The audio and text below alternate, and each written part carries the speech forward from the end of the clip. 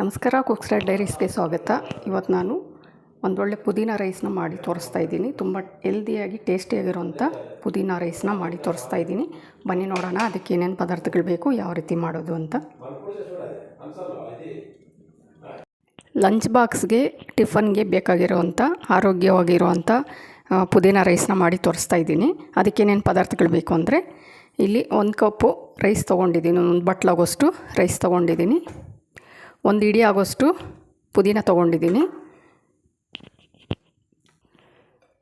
2 ಹಸಿಮೆಣ್ಸಿನ್ಕಾಯಿ,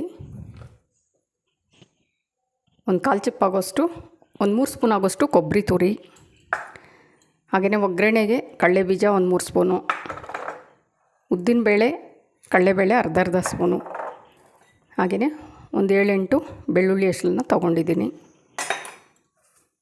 ಒಗ್ಗರಣೆಗೆ ಕರಿಬೇವಿನ ಸೊಪ್ಪು ಸ್ವಲ್ಪ, ಹಾಗೆಯೇ ಕೊತ್ತಂಬರಿ ಸೊಪ್ಪು ಸ್ವಲ್ಪ. ಈಗ ಪುದೀನ ರೈಸ್ ಮಾಡೋದಕ್ಕೆ ನಾನೊಂದು ಮಿಕ್ಸಿ ಜಾರ್ನ ತೊಗೊಂಡಿದ್ದೀನಿ. ಇದು ಪುದೀನ ಎಲ್ಲ ರುಬ್ಕೊಳ್ಳೋದಕ್ಕೆ ಮೊದಲಿಗೆ ನಾನು ಕೊಬ್ಬರಿನ ಹಾಕ್ತಾಯಿದ್ದೀನಿ, ಕೊಬ್ಬರಿ ತುರಿ. ಈಗ ಪುದೀನ ಹಾಕ್ಕೊಳ್ತಾಯಿದ್ದೀನಿ. ಸ್ವಲ್ಪ ಹೆಚ್ಚಾಗೇ ಇದೆ ಪುದೀನ.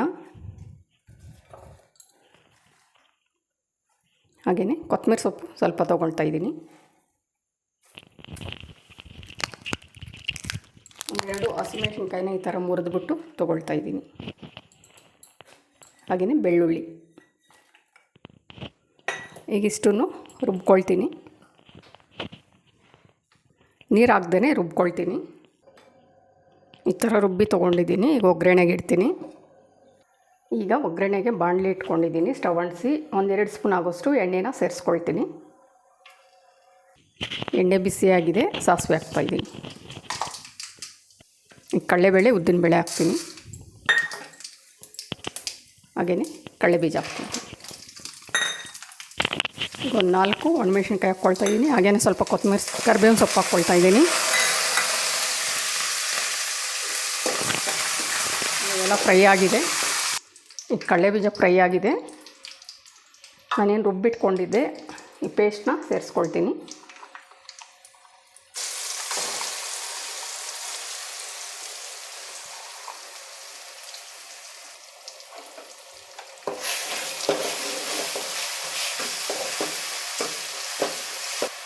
ಉಪ್ಪು ಸ್ವಲ್ಪ ಹಾಕ್ಕೊಳ್ತೀನಿ.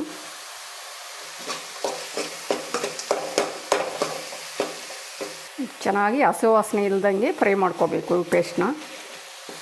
ತುಂಬ ಟೇಸ್ಟಿಯಾಗಿರುತ್ತೆ. ಬಾಕ್ಸ್ಗಾಗಿರ್ಬೋದು, ಟಿಫನ್ಗಾಗಿರ್ಬೋದು ತುಂಬಾ ಚೆನ್ನಾಗಿರುತ್ತೆ. ಸಿಂಪಲ್ಲಾಗಿ ಈಸಿಯಾಗಿ ಮಾಡ್ಬೋದು. ಈಗ ಆಗಿದೆ. ಅನ್ನ ಸೇರಿಸ್ಕೊಳ್ತೀನಿ.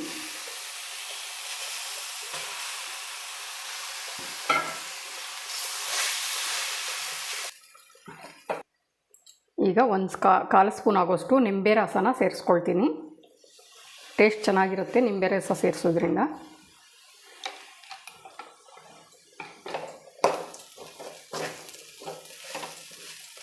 ಈಗ ರೆಡಿಯಾಗಿದೆ ಪುದೀನ ರೈಸು.